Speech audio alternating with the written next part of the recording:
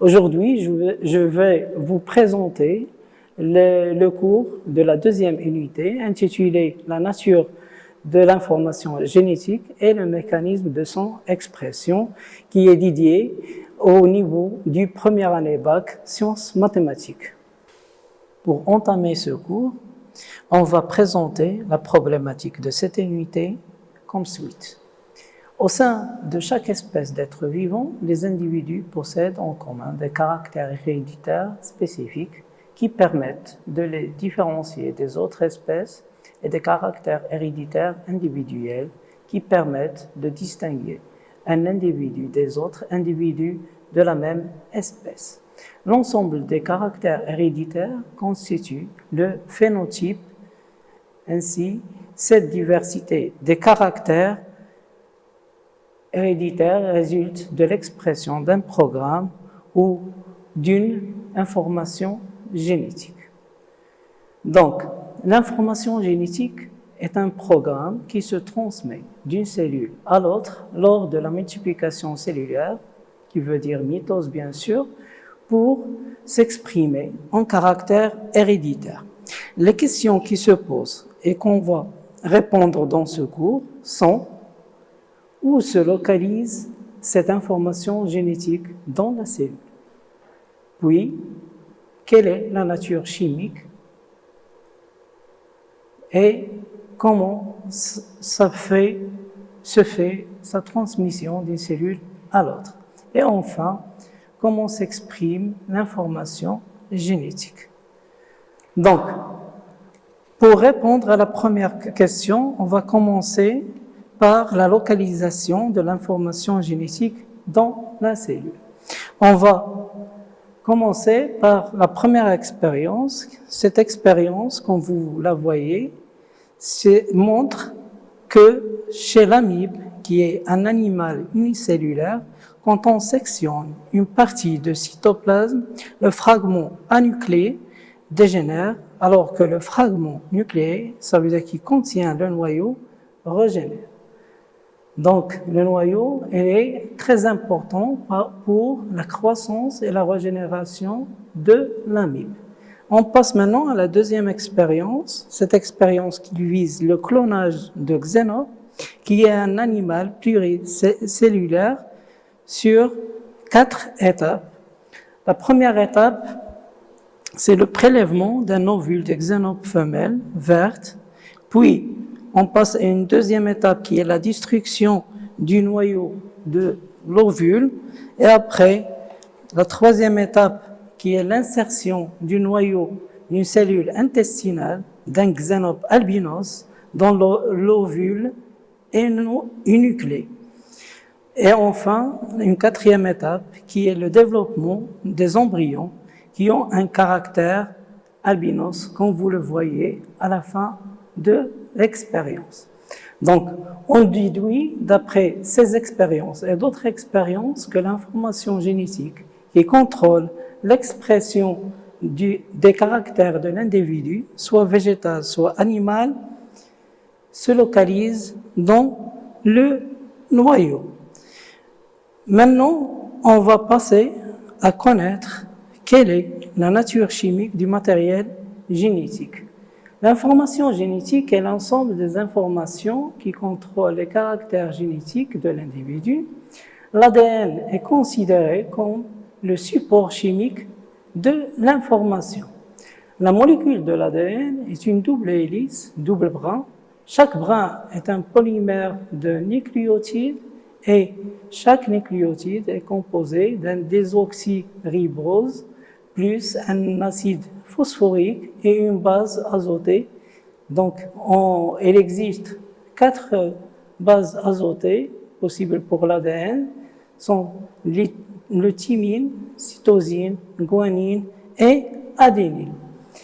L'ADN est situé au noyau, lié à des protéines spécifiques dites histones.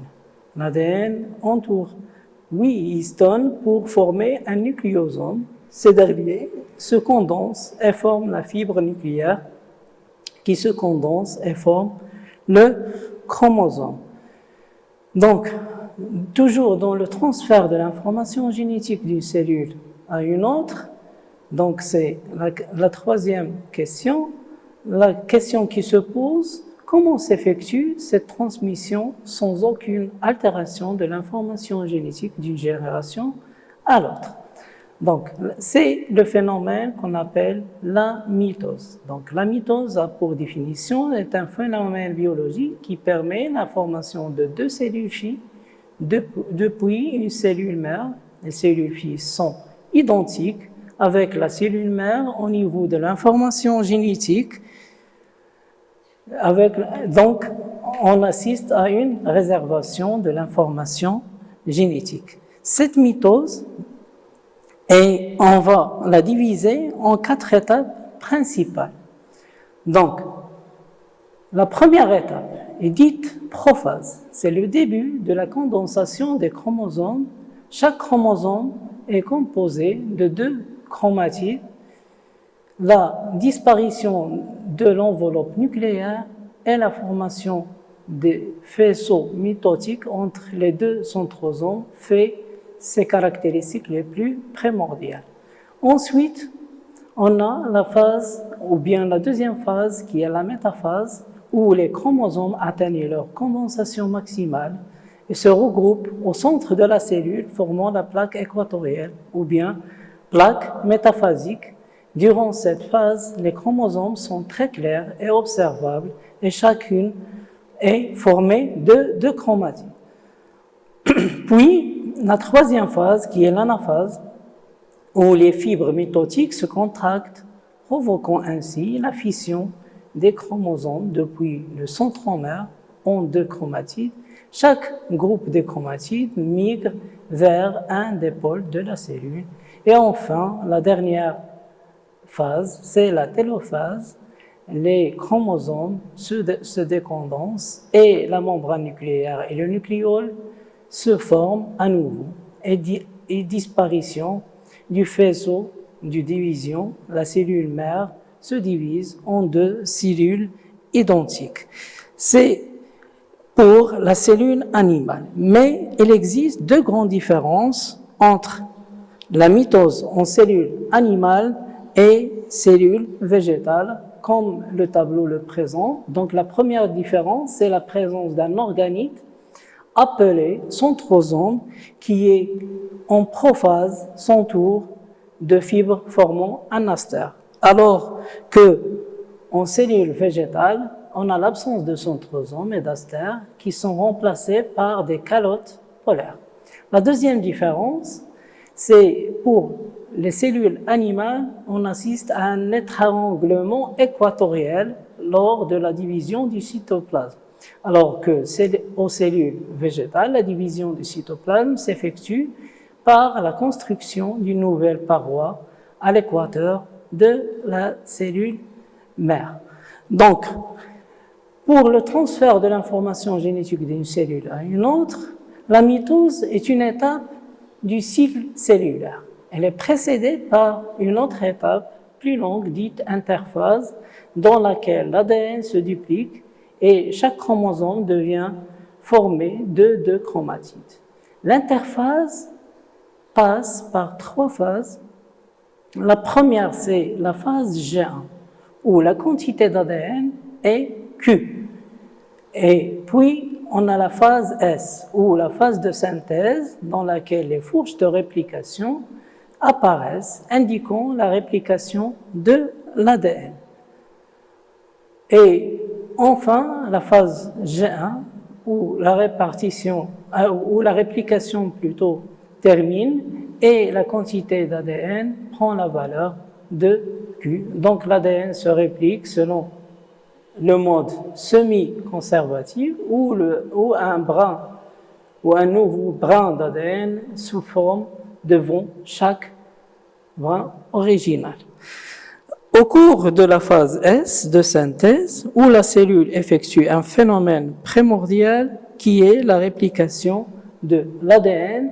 La réplication de l'ADN passe bien sûr par plusieurs étapes, dont l'ouverture de la double hélice à travers la destruction des liaisons hydrogènes. Un enzyme ADN polymérase forme un nouveau brin devant chaque brin originale en respectant la complémentarité des bases azotées A devant T, G devant C, bien sûr. La direction de la polymérisation est toujours de 3' vers 5'. La réplication, bien sûr, se fait selon un modèle semi-conservatif. Une molécule d'ADN dupliquée donne naissance à 2 molécules d'ADN constituées chacune d'un brin d'ADN mère qu'on appelle la matrice et d'un brin néoformé. L'expression génétique, ou bien sûr l'expression de l'information génétique, passe par la réponse à cette question. Si on a bien sûr la mutation au niveau du gène, comme exemple par substitution d'un nucléotide, ou bien un changement de la séquence nucléotide d'un allèle codant la synthèse d'une protéine normale, ou bien la synthèse d'une nouvelle protéine dite protéine anormale. Ces 3 changements vont faire l'apparition d'une anomalie ou un dysfonctionnement héréditaire. Donc, il existe bien sûr une relation de cause à effet entre gènes, protéines et caractères. La question qui se pose, bien sûr, c'est comment un gène permet-il la synthèse d'une protéine. Donc, l'information génétique contrôle tous les caractères génétiques héréditaires de l'individu à travers la traduction de ces informations en protéines. Mais avant ça, il faut bien connaître les termes suivants. Le gène est un fragment d'ADN, contrôle un caractère héréditaire à travers la production d'une protéine, sachant que chaque gène produit une protéine qui contrôle ou bien participe dans le contrôle d'un caractère héréditaire. Le deuxième terme, c'est un allèle. L'allèle représente les différentes formes qui peut avoir un même gène dans une espèce. Et enfin, un caractère héréditaire, c'est un caractère transmissible d'une génération à une autre. Donc, l'information génétique passe du gène qui va se traduire en protéines qui en résulte un caractère. Donc, le mécanisme d'expression de l'information génétique passe par 2 étapes essentielles. La première étape, c'est la transcription. Donc, c'est le passage de l'ADN à l'ARN. Cette première phase où l'ADN est transcrit, bien sûr, au niveau du noyau, où les informations génétiques sont recopiées sur une autre molécule, simple brin, dite ARN messager, ou bien ARNM.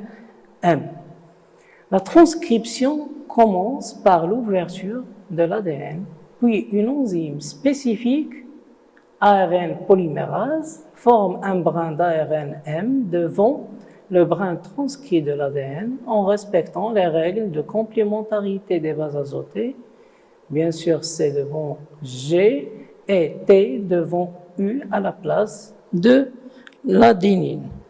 Donc, l'ARNM produit quitte le noyau à travers, bien sûr, les pores du membrane nucléaire vers le cytoplasme où il se traduit en protéines par les ribosomes. La deuxième phase, c'est la phase de la traduction ou le passage de l'ARNM à la protéine. Bien sûr, cette phase, elle est faite au niveau du cytoplasme.